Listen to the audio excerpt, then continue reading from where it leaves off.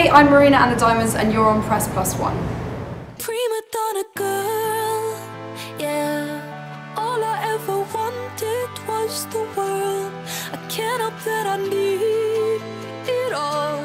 The primadonna life, the rise and fall. You say that I'm kinda difficult, but it's always someone else's fault. Got you wrapped around my finger, babe. I'm Marina with Press Plus One, and today we're here with Marina and, well, it's just Marina because your diamonds are not here today, are they? I say Marina and the Diamonds though. Okay, we're here with Marina and the Diamonds. It's less confusing.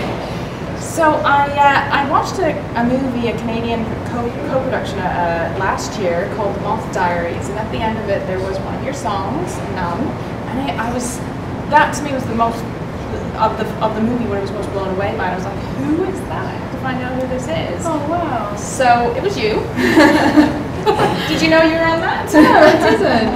It was fantastic. Anyway, The Moth Diaries, check it out. And it's with Lily Collins. Oh cool. Yeah. Oh, okay, I'll check it out. Yeah. And so that's how I first found out about you, and then I heard that Electra Heart was coming out, and I listened to that, and I so love this album. Thank you. How long has it been between the albums? Is it 2 years? Yeah, it was 2 years, 2 months. Okay. And I've seen from the first album to the second one an enormous growth on your part, your vocals, your sound, the lyrics even. Yeah. Tell me about kind of making that album and the process over those 2 years. It's weird because it almost feels a bit cheesy or like cliche to talk about like artistic growth, because you always hope that you're going to evolve naturally, at least over the years. But with Electra Heart, I think it was really, I think I'll always look back on the production and the making of the record as quite a pivotal moment in my career, because it's almost like a sink or swim thing where I knew that deep in my heart I really wanted to be a pop artist and I suppose take that pop model and apply it to my own, artistic identity and make something that was really solid and, had meaning, but could also, be played on the radio and be listened to by lots of people, which is the ultimate aim for me. I want a big theatrical show, and I finally feel like I've got the music to be able to actually perform that kind of show with. So, yeah, it's been very, it's been a big year for me. And also is this right? Valley of the Dolls influenced your album heavily? Yeah, quite a lot. I mean, the visuals, the kind of, I suppose the campy humour of it, like the melodrama of like being suicidal really influenced me. And also, fashion-wise, I think that very clean, powdered, like 60s girlish aesthetic just connected with the themes that I was playing with, which were like innocence versus darkness, which are really weird themes to put together in, for example, like Valley of the Dolls or Teen Idols, something like that. I really noticed that, like you'd taken the archetypes from Valley of the Dolls, or just general archetypes, and kind of got into the skin of each one for a lot of your songs, like Homewrecker versus, it's not kind of your housewife.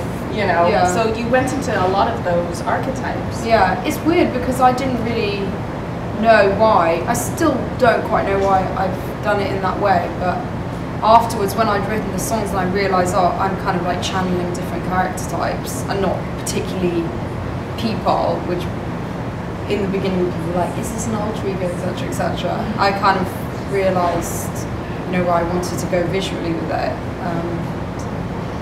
I also I love the song Teen Idol, and it, for me, the album has a lot of themes that are not quite often addressed, or they're more complex themes about beauty, and not just what is beauty, but how it's manufactured and how young women respond to it. And I really felt that you weren't solving any problems or answering any questions, but you were really you were making those questions available to a younger, like, a younger audience. Was that a theme for you, the idea of beauty?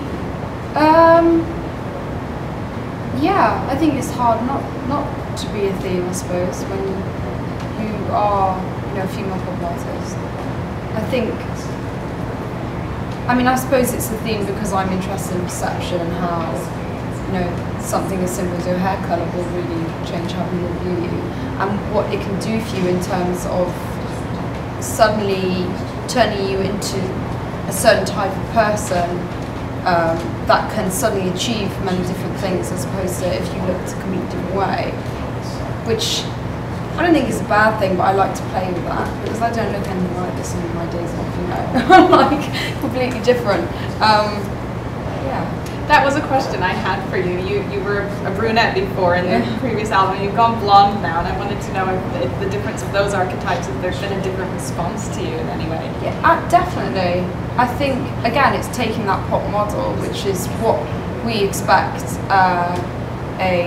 you know, beautiful girl or a pop artist to look like quite a lot of the time, especially in American pop, Western pop, let's say. So, yeah, it's been very interesting, but it's also suited my moods because I just felt a lot happier and lighter, and like I really wanted to start to live my life, which I hadn't really like felt that I had done before. That I was never like really present, whereas now it's a lot different.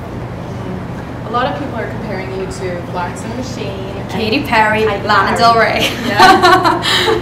What I want to throw into the mix is Annie Lennox. I get an Annie Lennox vibe from you. Oh, do you? Yeah, that kind of higher register. I love Annie Lennox. Oh, good. I do. I really love her. Yeah.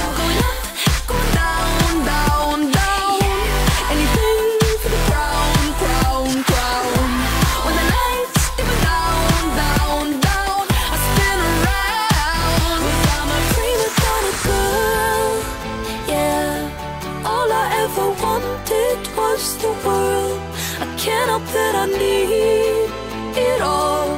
The prima donna life, the rise and fall. What's the one prima donna thing you can't live without? Well, I can't live without eyeliner because I love a strong brow, and you can kind of double up. You know, you can use it for eyebrow and eyeliner. Oh, this I did not know. This you did not know. And also the heart. So yeah, which is super cute. Yeah, if I was on a desert island, it would definitely be eyeliner. 'Cause I'm a prima donna girl, yeah. All I ever wanted was the world. I can't help that I need it all. The prima donna life, the rise and fall. Beauty queen on a silver screen, living life like I'm in a dream. I know I've got a big ego.